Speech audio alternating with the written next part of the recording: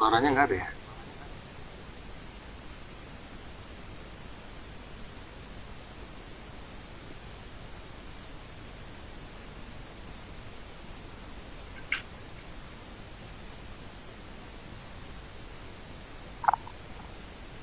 Suaranya nggak ada.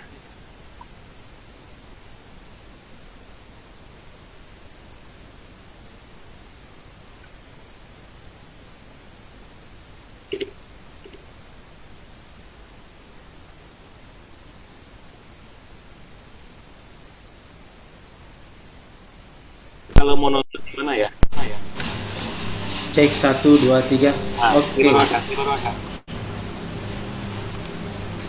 Kalau Halo. Ya. Cek satu dua tiga. Oh ya, kedengeran ya? Oh, baru kedengeran. Berarti tadi saya ngomong belum kedengeran dong. Oke. ya ini kalau mau buka YouTube apa di mana? Lihatnya live. Ya, Live-nya di Facebook kita berdua ada. ya tanya teman-teman saya juga. Live-nya di Facebook kita Mana berdua. channelnya ya? Kenapa? Di bagian mana kok nggak kelihatan ya? Sebentar, saya ubah privasi dulu. Ini sudah live ini ini di Facebook.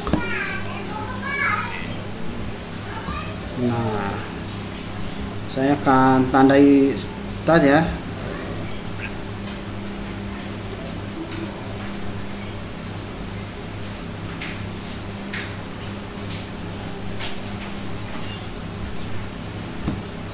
Oke. Eh, saya ulang kembali ya. Karena tadi suara nggak sempat tidak terdengar, teman-teman Iya. semuanya.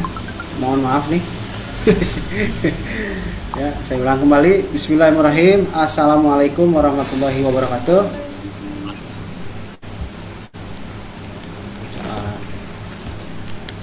Baik, terima kasih teman-teman Facebook dan terutama Ustadz Rahmat yang telah berkenan hadir siang hari ini dalam rangka bedah buku, ya, di mana bedah buku yang berjudul Kenangan Bersama Ayah. Walaupun catatannya bahwa bedah buku ini memang diselenggarakan oleh Asari Publishing House. Akan tetapi yang kita bedah itu dari tetangga sebelah penerbit. Nggak apa, ya, nggak apa-apa. Yang penting kita akan memberikan sebuah edukasi, sebuah ya atau sebuah inspirasi melalui buku Ustadz Rahmat ini. Oke, teman-teman semuanya telah hadir di tengah-tengah kita ini Ustadz Rahmat ya. Rahmat ya sebagai penulis Kenangan Bersama Ayah. Nanti lebih jelasnya lagi beliau akan memperkenalkan diri, termasuk juga beliau akan menceritakan apa dan bagaimana sebetulnya yang dimaksud dengan Kenangan Bersama Ayah. Ya, seperti begitu.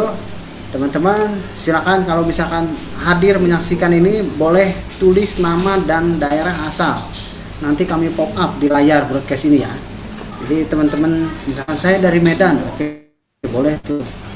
Saya kasih contoh misalkan saya dari misalkan oke, nah ini ada komentar ya. Saya bikin komentar nih di Facebook. Jadi Facebook saya dengan Facebook Ustadz Rahmat pada live streaming ini. Saya dari tadi saya komentar sendiri ya. Jadi teman-teman hadir dari mana, namanya siapa itu boleh disebutkan, nanti kita pop up. Baik, Ustadz Rahmat, saya persilahkan Ustadz, kita akan ngobrol selama 1 jam ke depan. Jadi nggak terlalu serius karena kita ngobrol-ngobrol formatnya. Jadi silahkan mau dari mana dulu, mau ngapain dulu, saya persilahkan. Monggo. Saya jelas ya. Oke. Jelas, jelas, sangat jelas. Buka di Facebooknya saya masih belum muncul, tapi nggak apa-apa. Kita ada live langsung aja. Kalau bisa muncul, mungkin teman-teman juga lebih banyak menyaksikan mungkin ya. Tadi saya udah infokan juga di grup WhatsApp saya supaya mereka menonton. Tapi ini kayaknya belum muncul di Facebook yang saya punya. Saya nggak tahu, mungkin Coach Sarila mungkin coba otak-atik. Oke, langsung aja karena kita Coba. mulai. Ya. Oke, silakan. Mulai. Bismillahirrahmanirrahim. Assalamualaikum warahmatullahi wabarakatuh. Alhamdulillah. Waalaikumsalam. Alhamdulillahirabbil alamin. Assalatu wassalamu ala asrofil anbiya wal mursalin wa ala alihi washabihi rasulil ajmain. Bersyukur kepada Allah, hari ini kita bisa bertemu di media Facebook online ya, live, tapi tatap mukanya nggak langsung nih. Tapi alhamdulillah itu pun sudah membuat kita bisa menjalin silaturahmi insya Allah, di mana kita saling mengenal satu sama lain dan kita bisa mendapatkan ilmu insya Allah bermanfaat dari sini, di mana hari ini saya diminta untuk bedah buku, ada ini bentuk antologi memang untuk kenangan bersama ayah. Nah ini memang luar biasa, penting banget kalau saya rasa untuk semua orang juga, kalau bagi saya sangat penting. Kenapa? Karena pengalaman ini banyak tentunya dialami sama semua orang juga. Ya, bersyukur juga kita hari ini ya bisa live. Semoga yang menonton bisa mendapatkan manfaatnya. Ya, selawat kepada Rasulullah, salam kita sampaikan juga ya dengan salawat Allahumma sholli ala Muhammad wa ala ali Muhammad. Semoga kita bisa mendapatkan syafaatnya dia. Amin ya rabbal alamin.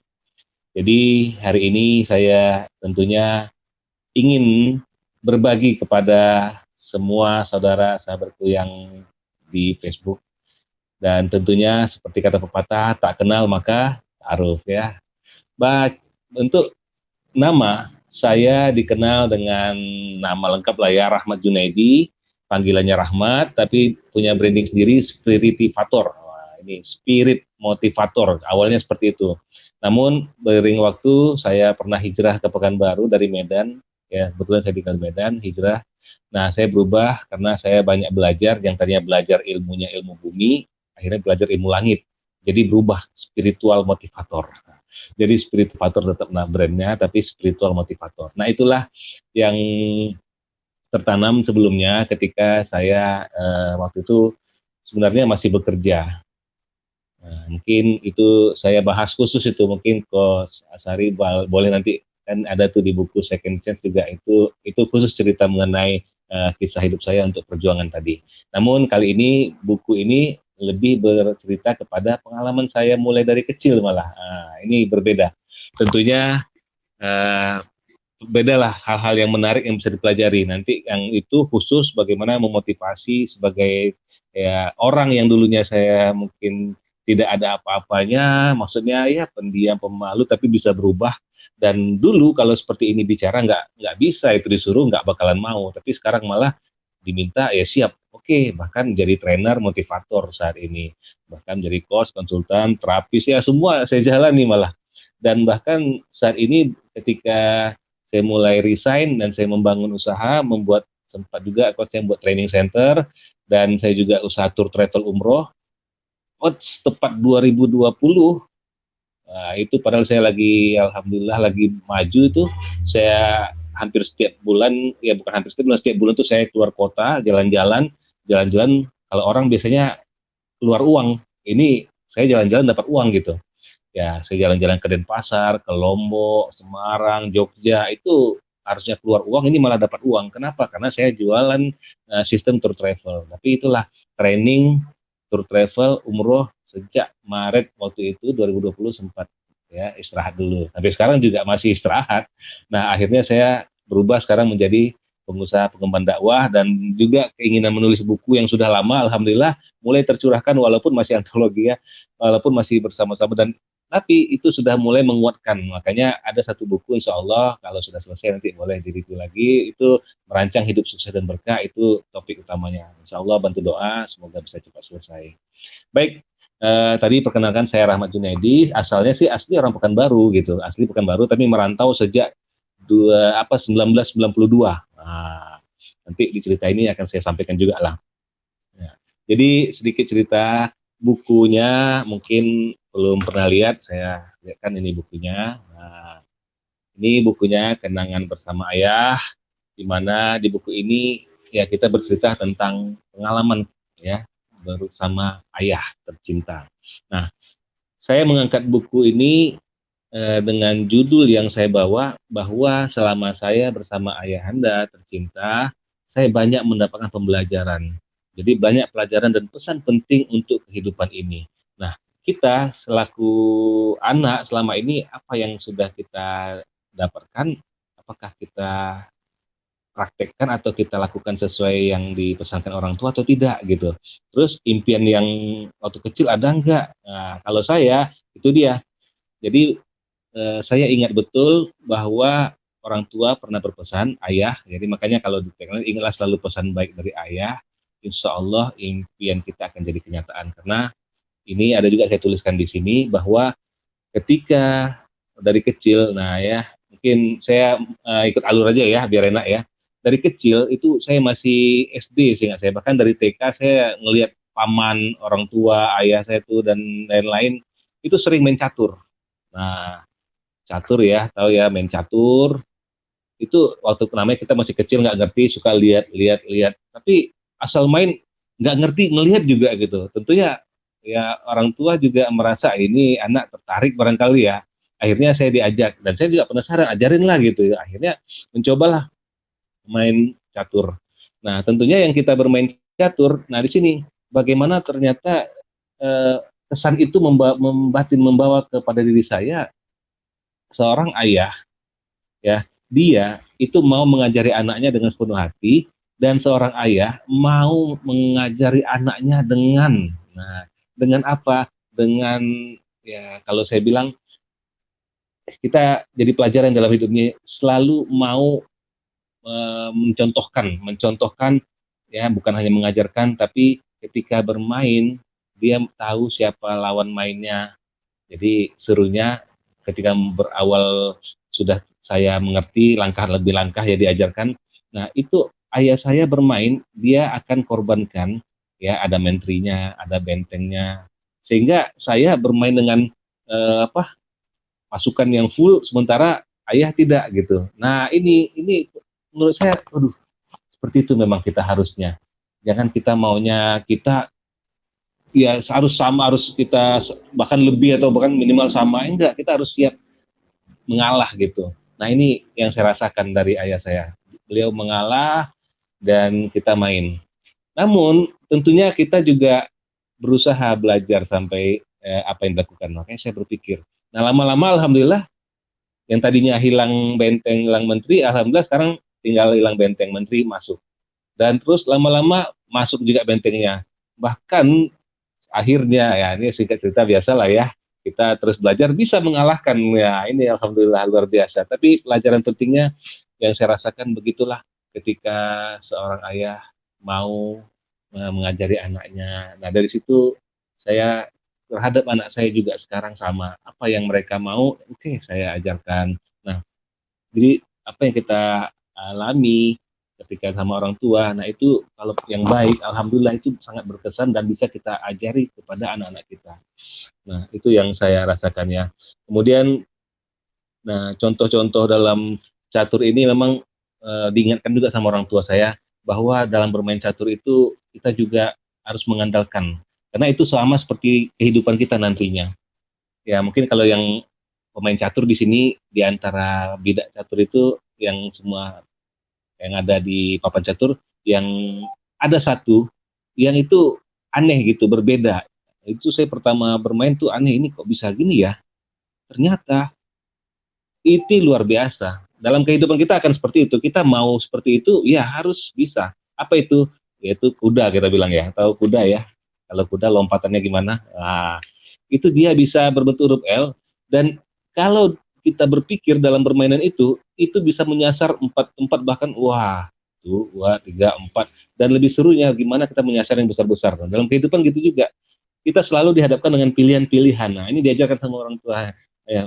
Pilihan-pilihan selalu ada dalam kehidupan kita. Nah, catur ini nanti dibuat strategi bagaimana supaya dia seekor beda kuda ini bisa mengambil yang besar. Kita harus bisa nih. Akhirnya itu kalau bermain saya sering tuh berusaha bagaimana antara menteri atau raja. Bagaimana caranya? Ya, itu akhirnya itu orang tua tuh ngajarkan, usahakan tuh, cari gimana solusinya, berpikir supaya sampai nanti kepada pilihan lawan itu kalau nggak menteri atau raja. Tentunya mereka menyelamatkan raja ya, supaya bisa main terus. Kalau menteri eh, mati masih raja bisa main. Tapi kalau raja yang KO udah selesai kan.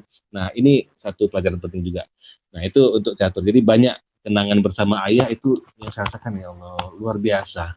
Bahkan dalam kehidupan saya sekarang semangat dalam hidup itu mau untuk mengatur strategi, berpikir, membuat perencanaan. Karena dalam catur ini kita buat perencanaan itu bukan hanya satu langkah. Nah, ini dalam kehidupan akhirnya saya juga gitu, saya selalu merancang. Makanya tadi buku yang saya buat merancang hidup sukses. Nah, itu saya rancang bagaimana berikutnya.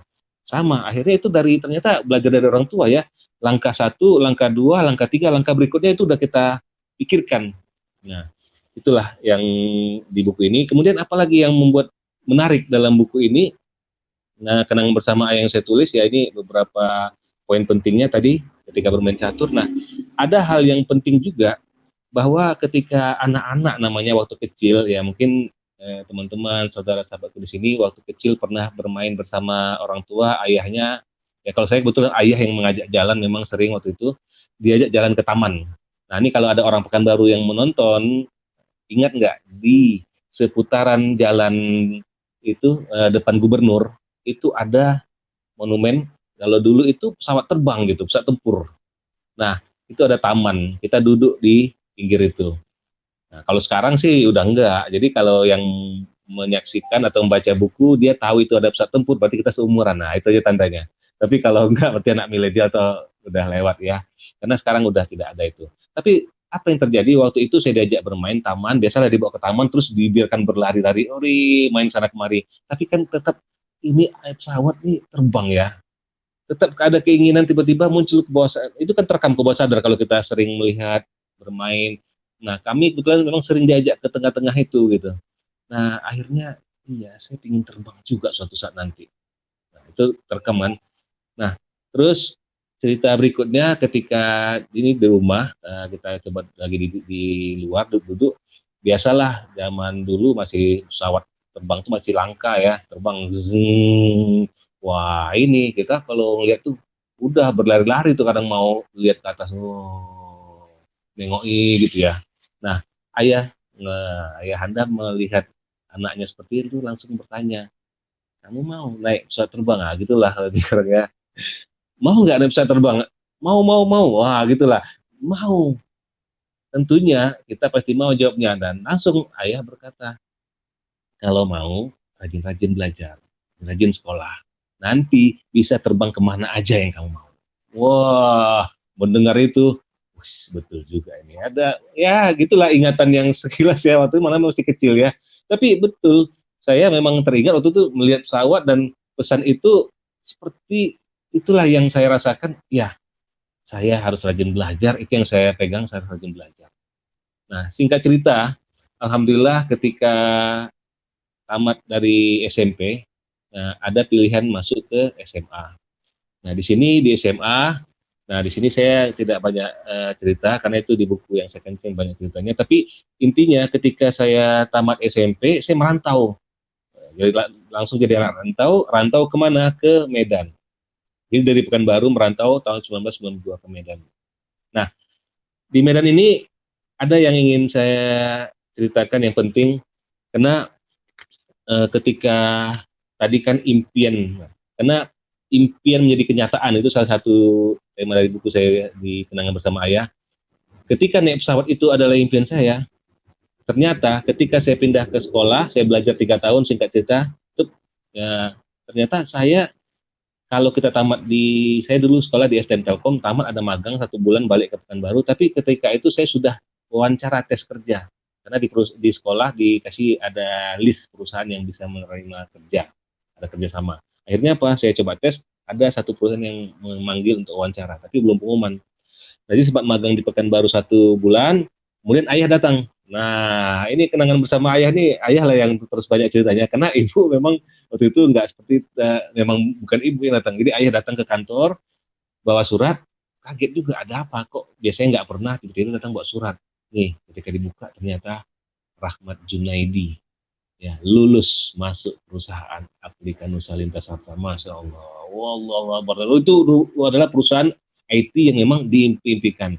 Nah, Saya juga sudah merancang, kalau bicara tadi merancang hidup sukses dalam arti, saya itu sudah memulai seperti ngatur strategi catur tadi. Saya tamat sekolah ini mau ngapain nih? Tamat STM Telkom ini mau ngapain?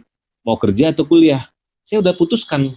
Nggak seperti orang kebanyakan bingung ya mau ngapain ya. Udahlah coba kuliah dulu lah. Udahlah coba ini dulu lah.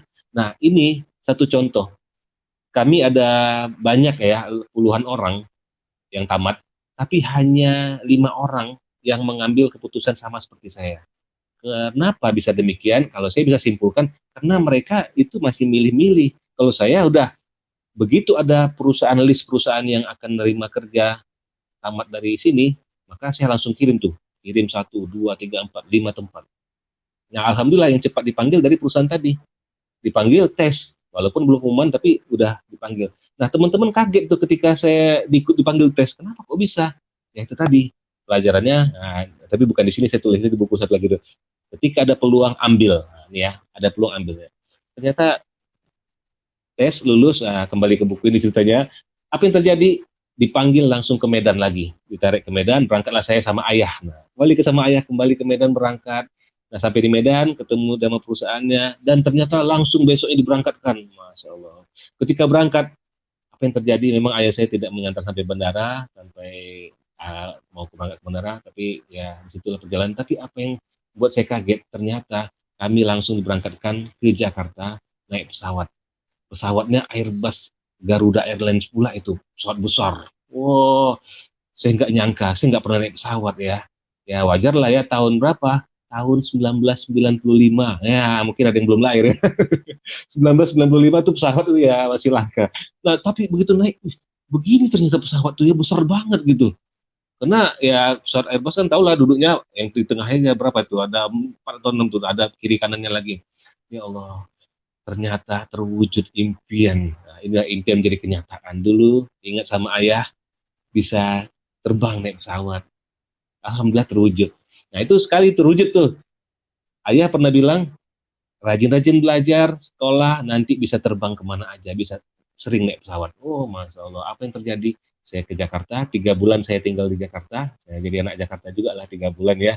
Saya tinggal di Kampung Bali, dekat belakang Tamrin. Menara Tamrin itu ada Kampung Bali, namanya di sana 3 bulan lebih kurang, 3 bulan lebih lah. Nah, setelah itu dikembalikan ke daerah masing-masing dan kerjaannya ternyata apa? Ternyata kami sering terbang ke kota-kota yang ada di Sumatera, walaupun ke kota di Jawa sana. Allahu Akbar. Ternyata impian jadi kenyataan betul. Orang tua, ayah bilang nanti bisa terbang kemana aja. Allahu Akbar. Ternyata terwujud. Nah itu penting. Nah kemudian apalagi yang ini sampai jam berapa, sampai belum ya? Nanti dikasih kode aja, kode ya, sampai batas. Saya japri, nah. Sampai sana udah menarik.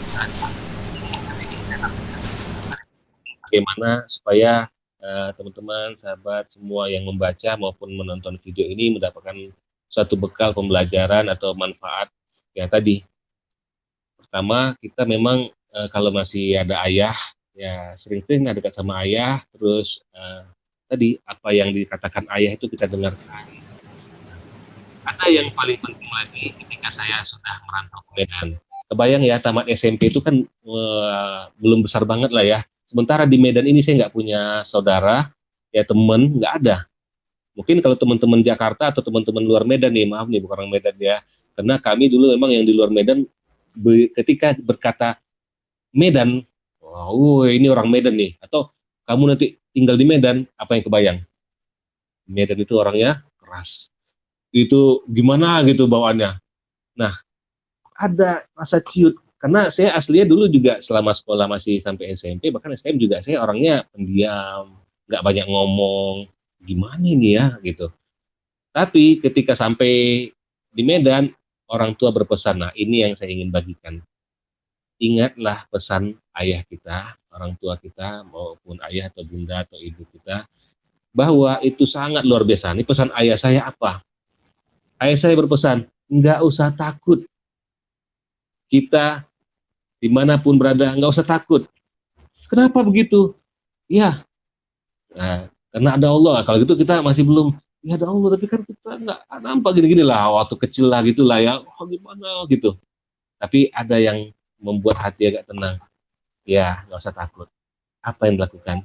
Jaga sholat 5 waktu. Nah itu dia, jaga sholat 5 waktu. Jangan tinggal, kerjakan itu. Nah, itulah pesan.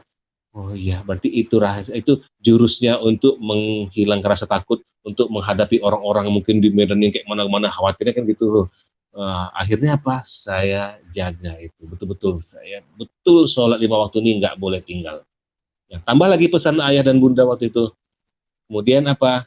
Jadilah orang yang jujur dan disiplin. Nah, ini dua attitude ini.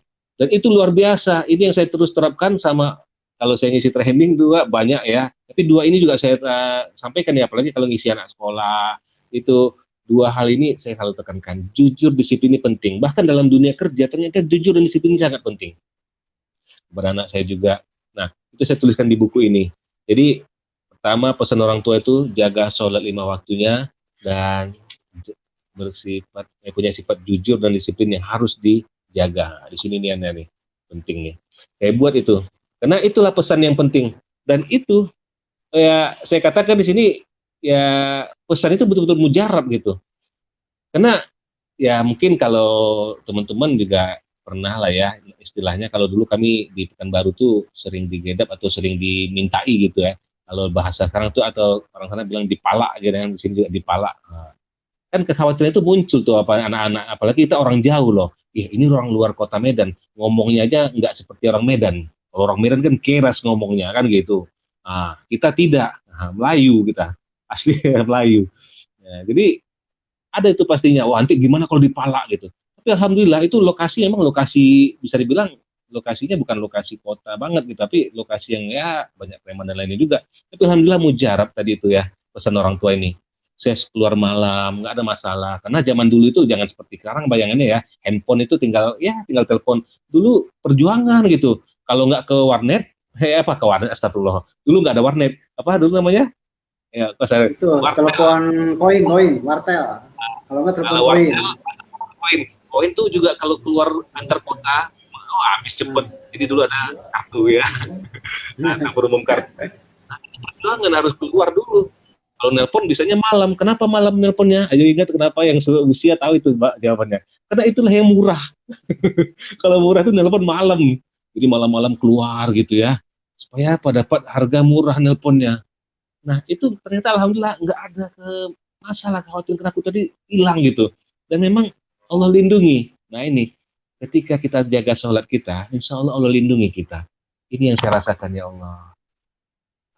Ternyata sampai sekarang makanya saya selalu ingatkan orang siapapun di buku ini juga. Kenapa sholat itu penting? Ya di buku ini saya tambahkan ilmu yang saya miliki ya. Setelah saya belajar lagi ya ternyata kalau kita dulu taunya mungkin ya nggak tahu yang sekarang sholat adalah apa? Taunya tiang agama. Tapi dulu taunya ya udah sholat tiang agama seperti seolah kata kiasan, pepatah dan lainnya. Padahal kalau kita betul-betul pikirkan itu tiang agama dalam arti apa? Sama seperti bangunan kita, rumah kita ini. Ya, ini 5 waktu. Kalaulah kita sholat, ini kebanyakan orang kan sholat tuh kadang sempatnya kapan, suka-suka atau aduh gimana banyak alasan. Nah, coba ya bayangkan kalau sekarang ya teman-teman punya rumah, anggaplah punya tiang 5 ya. Tiang 5 kalau 5 ini satu nggak ada, nah, atau dua nggak ada, tinggal 3, gimana kita kira-kira fondasinya atau tiang yang kalau kita di atas itu bisa roboh nggak? Mungkin kalau ada gempa dikit aja, wah itu hancur jatuh. Nah, begitulah kita dalam kehidupan ini. Kalau kita nggak sholat, maka wajar gitu barunya masalah sana sini, ketakutan, kekhawatiran, karena nggak kuat gitu iman kita. Nah, makanya saya selalu ingatkan sholat 5 waktu ini tolong dijaga. Ya, ini sekalian bukan mengajarkan, tapi inilah yang saya tuliskan memang. Kalau memang saat ini banyak memang, ya maklum lah ya, dulu saya juga salah satu alasan saya kenapa resign, saya merasakan kemerdekaan saya itu setelah saya berhenti kerja jujur. Tapi nggak saya tulis di sini, itu di second set-nya bukunya. Merdeka dari waktu, merdeka dari penghambaan, merdeka dari utang riba. Itulah, makanya saya termasuk sekarang aktif di pegiat masyarakat tanpa riba. Nah, itu pesan saya. Jadi, jaga sholat 5 waktu. Kemudian apa? Jujur dan disiplin. Jujur dan disiplin ini saya buat terus sampai dunia kerja ternyata penting dan banyak orang yang tidak jujur dan disiplin dalam kerjanya. Apa yang terjadi? lihat hasilnya. Jujur, ya kita masuk kantor jam berapa, tapi nggak jelas. Kalau absennya mungkin pakai tangan, mungkin nggak baru tetap. Terus tapi jujur dalam hal waktu, nah ini yang banyak salah. Nah di sini nggak saya jelaskan juga ya. Kita lewati aja ya, itu di buku kepribadian saya yang di second change itu yang saya jelaskan. Tapi saya ingat sekali itu bahwa pesan ayah bahwa kita harus betul-betul jujur sholat 5 waktu ini menjaga kita, menjaga diri saya. Akhirnya apa? Saya merasakan apapun yang saya rencanakan itu dimudahkan Allah. Saya merancang hidup saya satu demi satu dimudahkan. Saya berhenti langsung kerja, alhamdulillah dimudahkan. Tahun depan saya kuliah, alhamdulillah langsung kuliah. Bahagianya lagi saya kuliah dengan uang sendiri tanpa membebankan orang tua. Itu saya rancang lagi, saya mau ibadah haji, saya mau umroh tahun depan. Saya rancang itu, contoh. Saya merancang mau haji sebelum umur 40. Saya nggak mau seperti kebanyakan orang udah tua baru naik haji. Nah, ternyata Allah mudahkan. Nah, itu salah satu efek dari akibat dari kesan bersama ayah tadi, merancang hidup itu. Itu kita bisa rancang-rancang lah hidup kita. Nah, termasuk menikah. Makanya orang Medan, ya ini untuk semua yang menonton atau membaca, nggak usah takut sama orang Medan. Orang Medan tuh baik-baik. Mukanya, ngomongnya aja keras, tapi hatinya lembut gitu ya. Ya ini saya terbukti sampai akhirnya apa? Saya itu mendapatkan orang Medan, kata Watah juga di mana di situ lagi dijunjung. Akhirnya saya dapat orang Medan istri saya, ya. Saya dapat istri saya. Ya, alhamdulillah sekarang sudah punya anak 3. Nah, dan apa yang terjadi itulah mungkin pesan sebelum kita tanya jawab. Nah, apa yang berikutnya? Nah, setelah saya mendapatkan pesan-pesan itu, alhamdulillah luar biasa ya. Saya sangat begitu sama ayah ini merasakan banyak sekali kenangannya yang bermanfaat. Bahkan kalau bisa dibilang kekurangan itu bisa bilang nggak ada. Itulah ya Allah. Semoga kita sebagai ayah juga bisa sama. Ya, kalaupun ada, semoga bisa tertutupin, terobati dengan apa yang kita bisa baik kita bisa lakukan. Nah, ini kenangan terindah terakhir sama ayah. Ada saya tulis juga di sini. Kenapa kenangan terindah? Karena saya kan suka merancang nih. Tapi wajar ya kalau meleset ya. Saya merancang alhamdulillah banyak yang besar-besar tuh tercapai. Ya, contoh saya mau, ya Allah, saya mau menikah, punya anak 1, saya punya rumah, anak 2 punya mobil, 3 punya ini, dan saya merancang anak saya, ya Allah kalau bisa lahirnya jarak. Atur saya minta terseran dan 3 tahun saya umroh, ya Allah tahun depan saya mau haji, ya Allah umur sekian, ya Allah saya mau resign umur sekian. Itu saya rancang. Jadi yang agak meleset tuh 2 memang. 1 resign saya berhenti kerja, saya minta pada Allah, ya Allah saya umur 40 mau berhenti kerja. Ya, kenapa? Saya ingin bermanfaat buat banyak orang. Nah, khairun nas anfa'uhum linnas, ya Allah. Tapi ternyata apa? Nggak disetujui sama pimpinan karena kerjanya kita ya bagus kan. Jadi ya nggak dikasih, saya tetap aja berusaha. Ditanya alasan kamu kenapa mau berhenti? Mat, ya. Pak, saya ingin ilmu saya yang sudah saya dapatkan saya bagikan ke banyak orang. Wah, kalau gitu nggak usah berhenti. Kamu kasih aja training ini orang-orang yang ada di perusahaan. Akhirnya apa? Saya nggak berhenti 1 tahun saya nunggu. Tapi tetap aja rasanya kok kurang nyaman ya, kurang apa ya? Karena rasa ingin bermanfaat bagi banyak orang itu udah kuat. Akhirnya apa? Tetap minta resign. Nah, akhirnya meleset umur 40 tadi, akhirnya umur 41. Harusnya saya berhenti umur 2016, tahun 2016, akhirnya 2017. Nah, jadi 1 tahun. Tapi ada yang lebih seru di sini saya buat nih ceritanya, meleset. Saya merancang hidup saya menikah umur, nah nih, kalau sini lihat nih, umurnya 27 tahun nih. Saya buat umur 27 tahun, ternyata melesetnya jauh melesetnya yang kali ini. Tadi 1 tahun melesetnya, ini melesetnya 4 tahun. Nambah atau lebih cepat nih? Nggak nyangka melesetnya. Ternyata melesetnya jadi umur 23.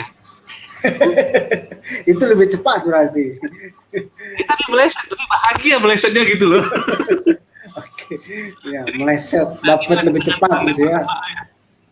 Bersyukur itu, alhamdulillah ya Allah meleset. Kalau nggak meleset, saya nggak tahu apa yang terjadi.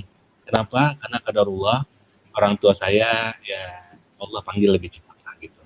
Jadi makanya kenangan terindah, tapi ya sekaligus memang membuat terindah dalam arti kenapa? Orang tua saya itu masih sempat melihat istri saya gitu.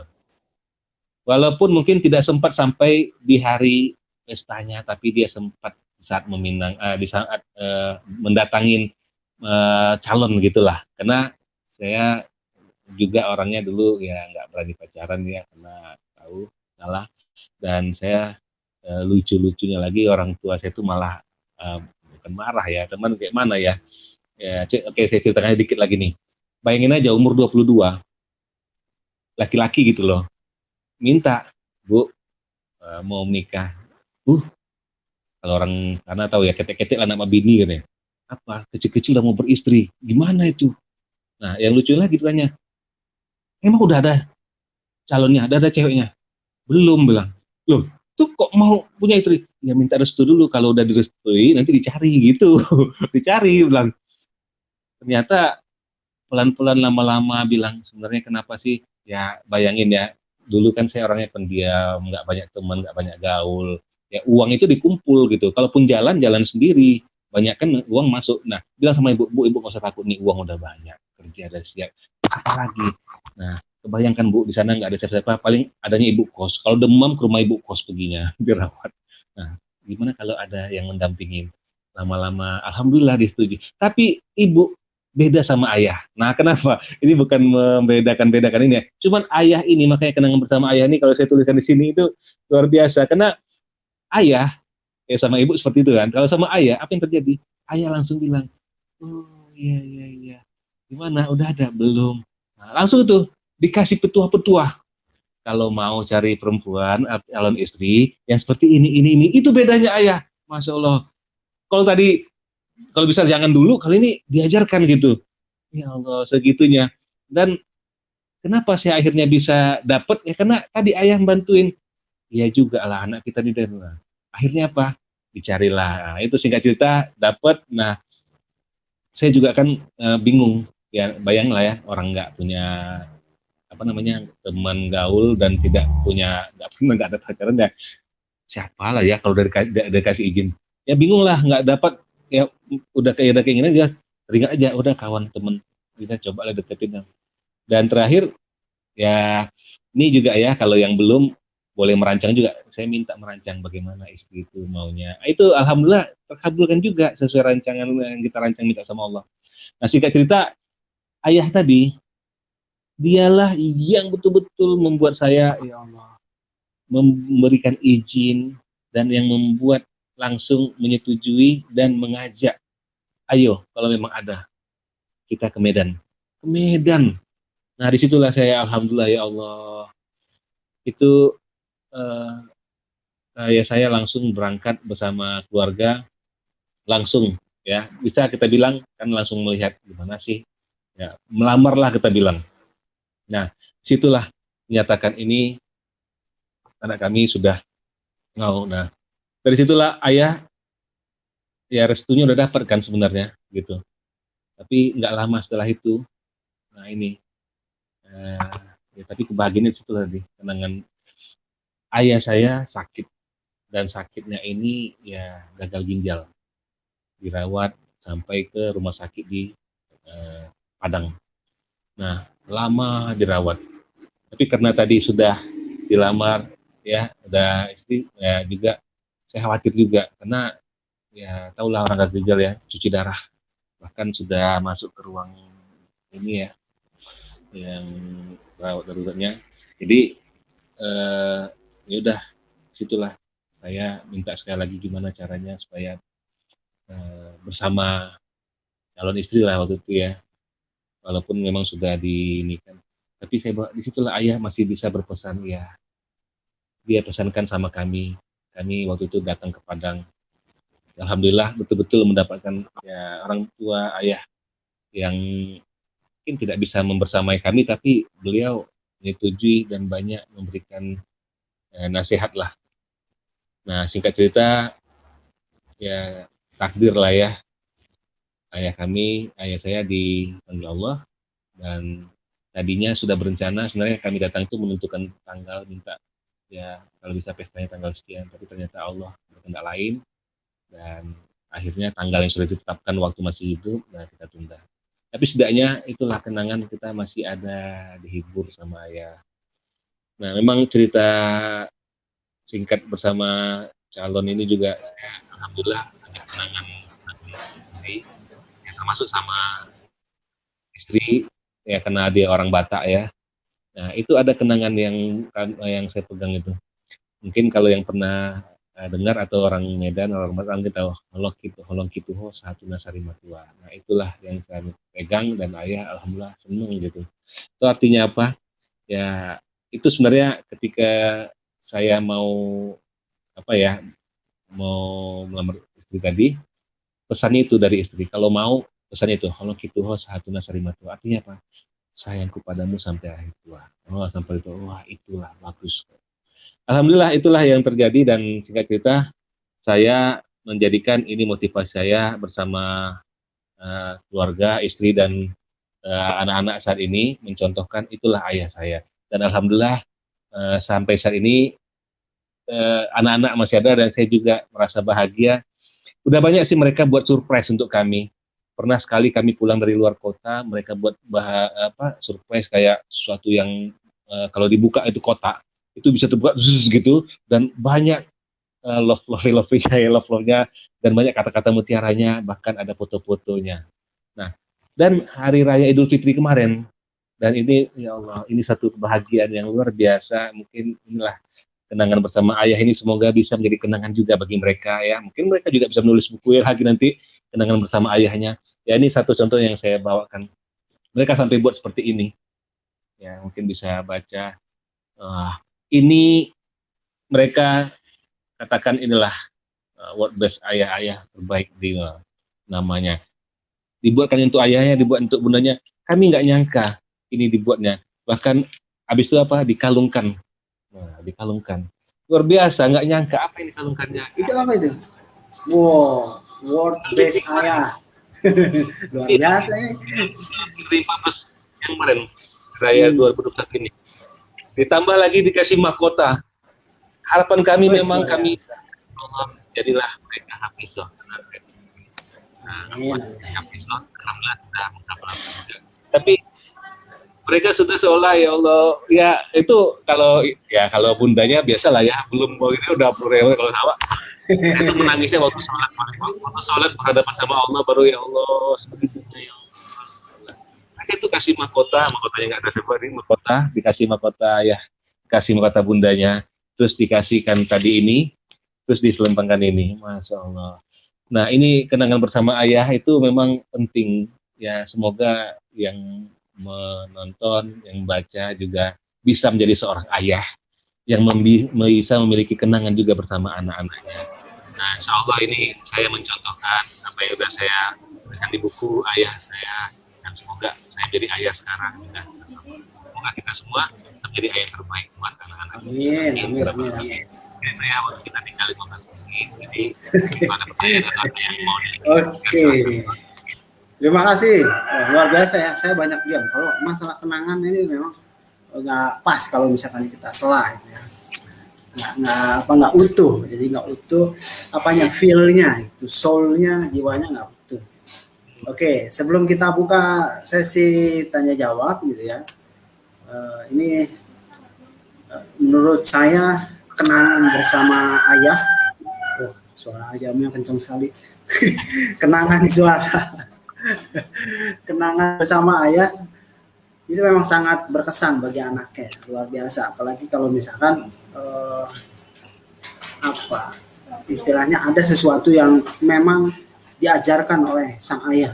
Misalkan tadi cari jodoh. Bagi anak laki-laki itu wejangan seorang ayah, seorang bapak pada saat melamar anak gadis orang itu sangat berkesan banget gitu.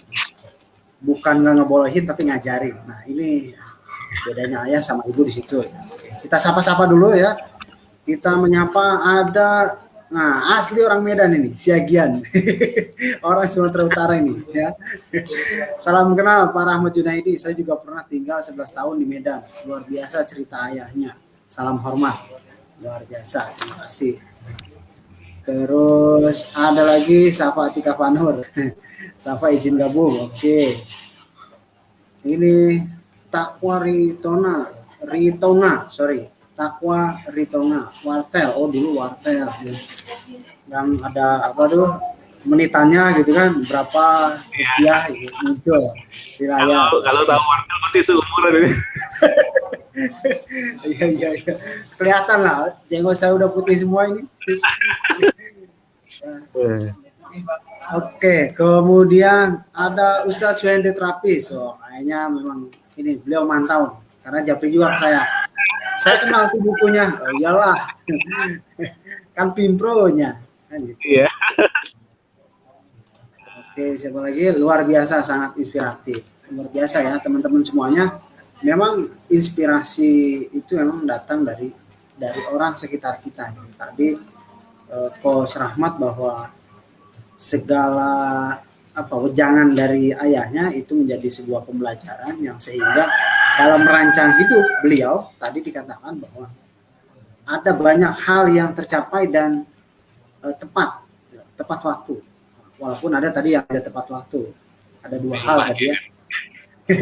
Ya, tidak tepat waktu. Umur 27 tahun ditargetkan menikah, ternyata lebih cepat 3 tahun. Jangan 3 atau 4 tahun tadi ya. Itu luar biasa itu. Sama lah saya juga. Saya berencana nikah itu umur 25 tahun. Ternyata 24 tahun dan nikah. Salah. Cuma beda 1 tahun. 24 tahun dan nikah. Ya, itulah. Ya, teman-teman, sangat inspiratif sekali ya apa yang ditulis oleh Coach Rahmat Junaidi di dalam bukunya yang berjudul Kenangan Bersama Ayah. Sekali lagi bahwa kenangan bersama ayah ini akan memberikan kita semacam power gitu, soul, kekuatan, jiwa, spirit gitu untuk mencapai apa yang kita inginkan. Biasanya para ayah itu memang progresif. Progresif ngomporin anaknya, ayah juga dulu begitu. Biasanya begitu. Masa nggak bisa, ayah aja bisa dulu begitu.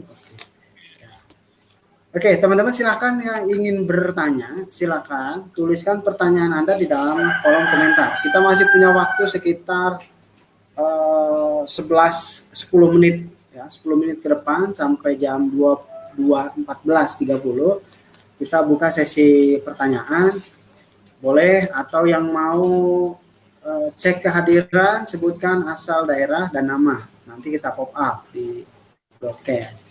Oke, kita tanya jawab ya. Tuliskan pertanyaan Anda di bawah kolom komentar. Ya, apa saja boleh gitu. Atau mau curhat juga jangan. Kalau curhat kelamaan. Bertanya ya. Ini real cerita atau memang kayak ini nih skenario film-film nih. Misalkan kalau mau ada yang nanya begitu, itu kami persilakan. Oke, kita tunggu ya teman-teman. Bagi yang mau bertanya, silakan di pop up nanti, ditulis saja di kolom komentar. Kemudian kita akan pop up di layar monitor. Mungkin ini ya, Coach Rahmat belum mengizinkan tanda di Facebook saya supaya ini juga di Facebook beliau. Gimana ngeliatnya ya? Di Facebooknya, di notifikasi Facebook ada. Oh iya. Itu ya. Oke. Silakan teman-teman, ada yang mau bertanya? Ada hadir ini, ada Pak Roni, ada Takwa Ritonga, Suhendri Trapis, kemudian Dodi Pradana, kemudian ada Safa Atika, terus siapa lagi yang hadir ya? Oh banyak sekali nih yang hadir. Silakan, mau bertanya? Pertanyaan, boleh?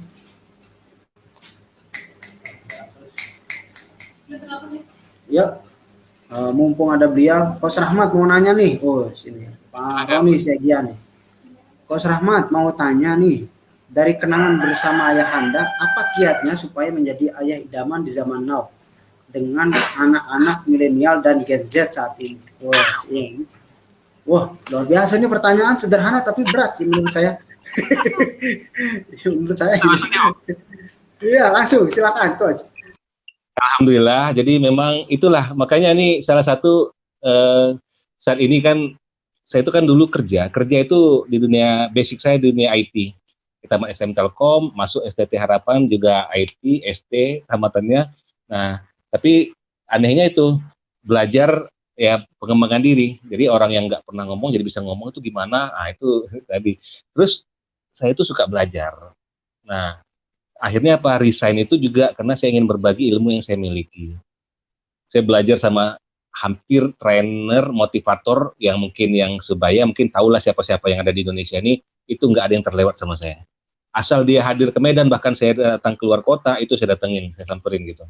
Jadi semua banyak itu saya datengin, saya ikutin, akhirnya merubah mindset saya gitu. Nah sampai juga akhirnya saya berhenti kerja tadi, akhirnya saya jadi trainer, motivator, sekarang coach dan lainnya. Nah bahkan kalau sekarang ternyata saat itu tadi ceritakan di saat pandemi ternyata harus istirahat, malah berubah lagi nih, kita harus mengikuti perkembangan, termasuk anak-anak kita lah, anak milenial. Jadi sekarang kalau saya sedikit maaf nih sedikit ke apa ya saya dulu.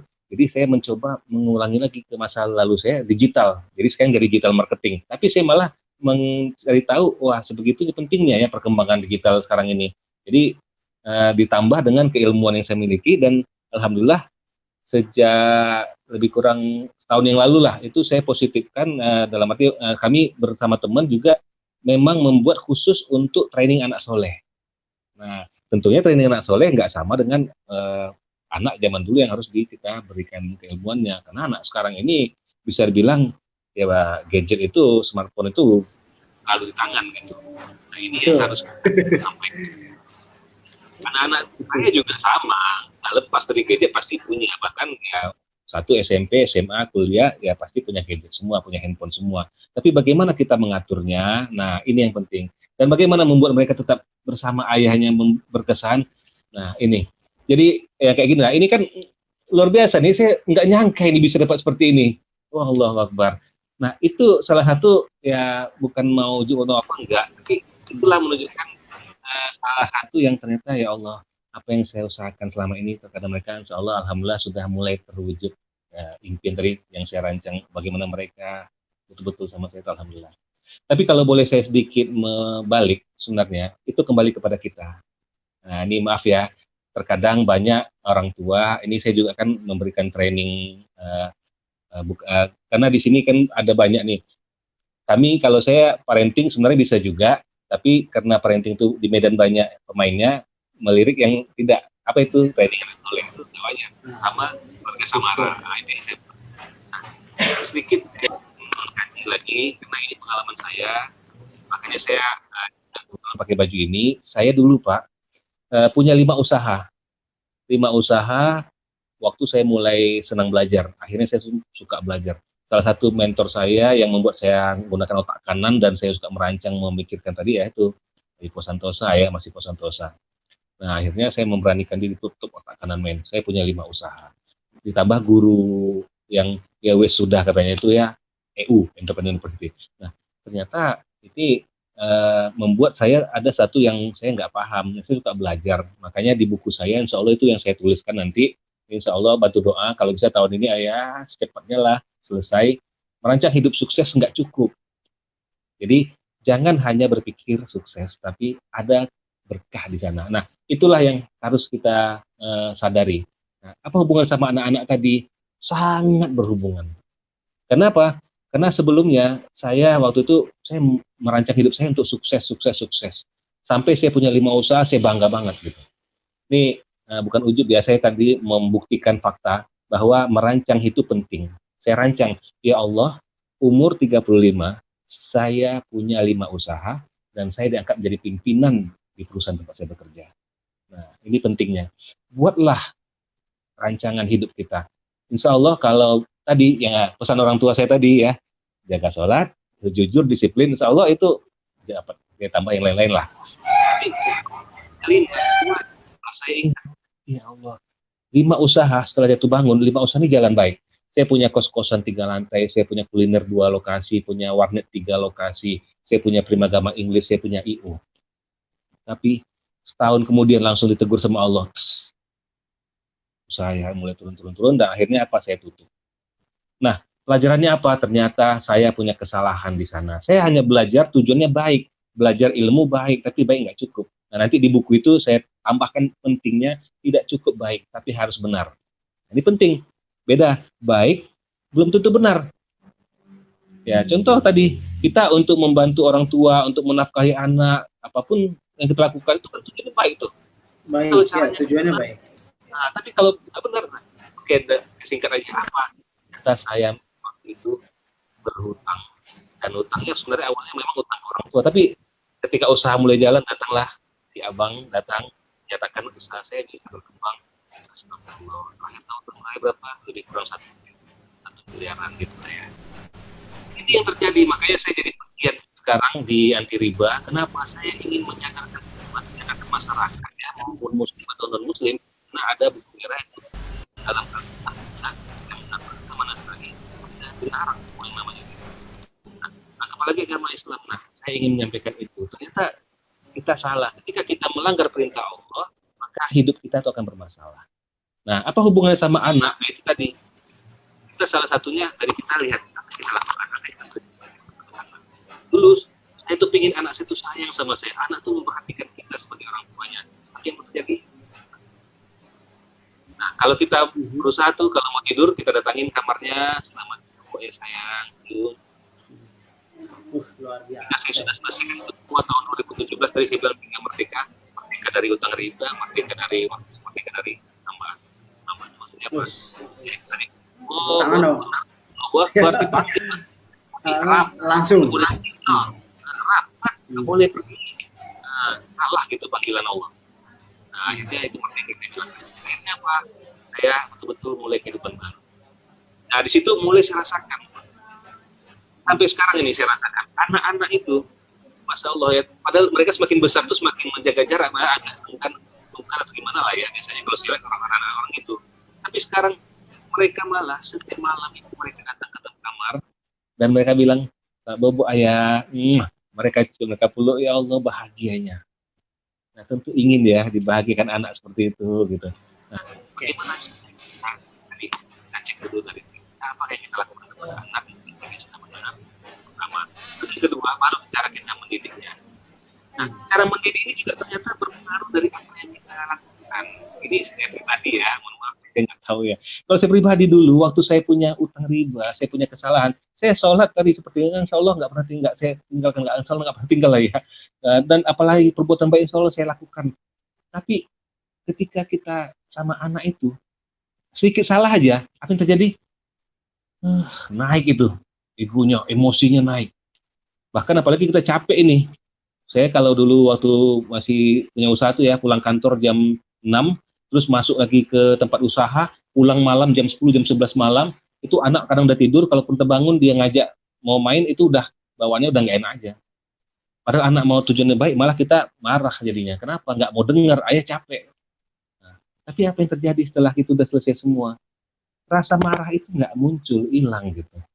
Ya, sebenarnya gimana saya, kalau ditanya bagaimana menghadapi sekarang ya, dari kita sendiri. Saya jujur setelah saya pelajari ya, sama mungkin Coach Asari juga belajar ilmu NLP, hipnosis, saya juga sama belajar itu semua. Itu kembali kepada kita, bagaimana kita menanamkan kepada diri kita, membuat diri kita, mencontoh kepada diri kita. Nah, jangan sampai kita mau anak kita jadi anak yang baik, tapi kita sendiri nggak baik gitu. Kita mau anak kita bicaranya baik sama kita, tapi kita sendiri nggak mencontohkan kalau kita tuh baik ngomongnya, bagaimana perlakuan kita. Nah, ini saya sadar sendiri dulu iya ya, aku maunya anak baik, tapi salah dikit kok marah bawaannya. Itu ngomongannya keras gitu. Kalau sekarang udah bisa lembut. Nah ini. Nah terus bagaimana kalau menghadapi anak milenial sekarang? Nah anak milenial sekarang dia kecanduannya apa? Gadget misalnya, handphone. Nah kita yang bisa mengatur waktu. Nah di sini memang kita harus bisa buat skala prioritas. Boleh mereka kalau sama ini contoh saya ya, saya persilakan kabar yang lain karena intinya anak-anak ini kita harus sadarkan dulu. Nah, ini kalau saya nggak tahu, kita kan belum tentu muslim semua ya. Nah, kalau saya akan ajarkan, kuatkan keimanannya. Ya sama di agama apapun, ya kalau bisa kan itu sama lah ya, keimanan dikuatkan. Keimanan dikuatkan, wahai anakku, apa sih tujuan hidupmu sebenarnya? Apa tujuan hidup kita sebenarnya? Itu kita ajarkan. Apa targetnya nanti? Kalau targetnya hanya untuk ya happy-happy, orang-orang apa semua, mungkin ya udah nggak jelas. Tapi kalau udah kita buat targetnya apa, bahkan lagi kita buat target tujuan akhirnya apa tujuan akhir hidup kita. Nah kita hidup di dunia ini apa sementara, apakah kita mau di saat kita mungkin ya, makanya waktu saya memberikan training anak soleh itu kan banyak itu anak laki-laki malah yang hadir ya. Nah itu orang tua berharap itu kalau waktu itu usianya memang saya sengaja udah tamat SMP, SMA ke atas. jangan suka motor, balapan motor, jangan suka main handphone, apa semua. Kalau perempuan biasalah jangan suka ini itu. Nah, itu bagaimana caranya? Nah, tadi kita ajarkan tujuan hidup dia. Jangan sampai di saat melakukan hura-huranya, di saat itulah dipanggil sama Allah. Suruh mereka membayangkan, ya, kalau bahasa ini, bayangkan gimana nanti. Nah, itu mereka kita bawa, kita sentuh hatinya. Nah, ini memang cara menyentuh hati ini, kalau itu yang lagi ya, hati-hati. Anak kita itu sebenarnya kenapa kok bisa jauh sama kita, karena kalau bahasa ini itu ada istilah tangki cinta, mungkin sama lah ya, tangki cinta anak ini jangan sampai penuh. Bagaimana ya, kita harus berikan terus sayang kita, betul, jangan kalah banyak sayang daripada orang kita gitu. Ini yang harus dijaga, karena kalau anak-anak kurang dari rasa sayang orang tua, yang keluar itu bersama. Nah, ini yang kami ingin sampaikan kemarin kepada orang-orang tua. Anak-anak dididik udah oke, tapi orang tua juga harus. Oke. Itulah mungkin panjang lebar kalau itu. Jangan ikut. Itu training itu. Kita jadi training 1 hari itu. Kalau dijelasin. Intinya itulah. Tapi betul, kalau bisa kita para orang tua, kita dulu, kalau saya gitu, anak-anak itu belum tentu mereka yang salah. Nah, bagaimana kita ingin menghadapi ya anak yang baik, kita berbuat baik, kita lakukan yang baik. Nah, kalau memang kecanduan tadi itu, insya Allah pelan-pelan bisa, dengan cara pelan-pelan bisa ya. arahkan tujuannya. Oke, terima kasih Coach Rahmat. Sangat membantu, panjang lebar ya, panjang lebar. Kalau diterusin jadi training 1 hari tentang parenting. Ya, lupa waktu. Tenang, kita cuma 1 jam nih waktu. Ini ada pertanyaan terakhir.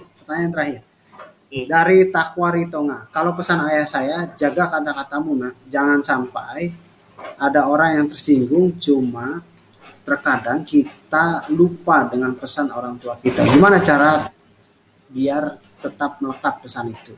Nah, ini dia. Gimana nih? Anak kan begitu. Lu nggak inget apa yang diomongin sama orang tua lu? Lupa. Nah, ini gimana caranya supaya tetap melekat gitu? Ya, betul. Jadi kalau bahasa kita itu sentuh hatinya. Jadi di saat kita menyampaikan, ya kita bawa sampai betul-betul sampai ke hatinya.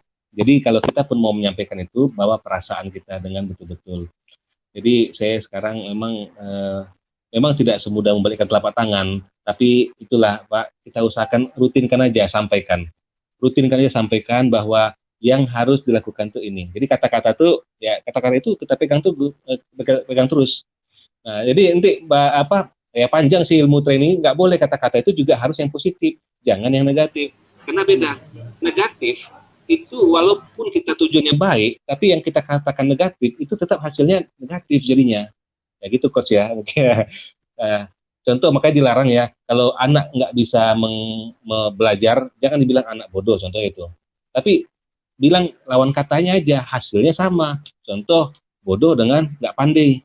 Masa kok itu aja nggak pandai? Nah, terus sebagai orang tua kadang kalau sebel, jangan yang negatif yang disampaikan. Contoh tuh ya, Imam Sudes ya, kalau nggak mau dengar itu juga, yaudah doakan nanti jadi imam jadi haram. Wah, doa yang baik disampaikan. Nah itu. Jadi tambahan itu. Ini di buku MHSB atau Merancang Hidup Sukses dan Berkah ada satu lagi kunci 3B, salah satunya itu berdoa. Jadi mungkin sama seperti yang tadi, tambahkan doa. Doa sebagai orang tua itu sangat luar biasa sebenarnya. Ya, dimaksud doanya kalau betul-betul dengan kita tulus, ikhlas, dan betul-betul dari hati kita, dan betul-betul kita mau kita sendiri melakukannya hal yang sama. Nah, kemarin saya diminta hari Ahad kemarin ngisi kajian untuk anak khitanan. Nah, jadi ada yang khitan, saya ngisi sama. Untuk bagaimana orang tua kan kepingin nih anaknya dikasih nasihat gini. Nah, tentunya orang tuanya gimana? Nah, apalagi anak soleh nih ya, ini untuk semua. Anak soleh itu bukan jadi anak soleh itu si anak saja. Tahu paham bahwa kita sebenarnya yang udah tua ini, yang udah 40-an umurnya, 50-an, kita juga adalah anak yang soleh. Pertanyaannya, apakah kita sudah melakukan hal yang sama yang kita inginkan kepada anak kita terhadap orang tua kita? Nah, itu jawabannya masing-masing. Nah, kalau kita sudah melakukan hal yang sama, insya Allah anak kita juga bisa mengikutinya. Jadi bagaimana cara melakukannya? Kalau saya selesai itu hati, sampaikan ke hati dan berdoa. Baik, Coach Rahmat, terima kasih atas jawabannya ya. Ini ada apresiasi dari Safa Atika Fanur, luar biasa Coach. Terima kasih atas sharing dan insight-nya. Kemudian ada senang berbagi. Kalau mau berbagi, boleh ya. Kalau mau berbagi materi yang lain juga boleh ya. Bisa undang beliau ke ruang-ruang. Nah, betul sekali. Kita juga pas belajar, insya Allah sekali sebulan itu gratis. Yang mau luar biasa. Itu saya ya. Boleh Coach ya, maaf nih. Iya, silakan. Boleh, sangat boleh. 0853 55 51 7722. Kalau Facebooknya Spiritivator, memang agak banyak Spirit Motivator, tapi disingkat Spiritivator. Nah itu dia. Nah sedikit mungkin memang saya ini Coach Asari, karena kan dunia training juga nggak bisa bebas seperti dulu, jadi saya lebih ke arah sekarang bermainnya digital marketing. Jadi saya masuk ke dunia digital marketing, saya juga ingin membuat dakwah saya tuh bagaimana riba dan bagaimana membantu umat. Saya masuk ke properti syariah, jadi agen properti revolusi itu namanya. Training. Terima kasih banget ya Ustaz Rahmat Junaidi. Jadi teman-teman, tadi ini video ini bisa diputar ulang, bisa disaksikan. Jadi, kalau teman-teman butuh nomor kontaknya, itu tinggalkan saja pesan di bawah, nanti bisa dibalas secara japri oleh kita, itu bisa. Atau diputar ulang lagi videonya, itu sangat bisa. Jadi siap-siap catat gitu kalau ketinggalan tadi. Ya, relaynya bisa dilihat lagi. Luar biasa Coach ilmunya, jazakallahu khairan katsiran ya. Ini dari semuanya mengucapkan terima kasih, termasuk saya juga berterima kasih ya, atas segala informasi dan insight-insight barunya. Sangat udah tuh, ada tuh Pak Roni udah cari FB dan homepage-nya Coach Rahmat itu. Langsung take action ya. Terima kasih Pak Roni Siagian. Baik teman-teman semuanya yang menyaksikan live streaming melalui Facebook ini, melalui Facebook saya terutama, kemudian saya tandai Coach Rahmat, itu bisa dilihat di Facebook, diputar ulang juga bisa, silakan. Tanpa harus saya simpulkan, saya yakin bahwa teman-teman yang menyaksikan video ini telah banyak mendapatkan insight-insight baru atau telah banyak mendapatkan inspirasi baru mengenai bagaimana caranya menjadi seorang ayah yang baik dan benar. Ingat ya, baik dan benar. Menjadi seorang ayah yang baik dan benar, kemudian menjadi orang tua yang mendidik, ya tidak hanya mendidik tapi juga belajar menjadi orang tua yang terdidik.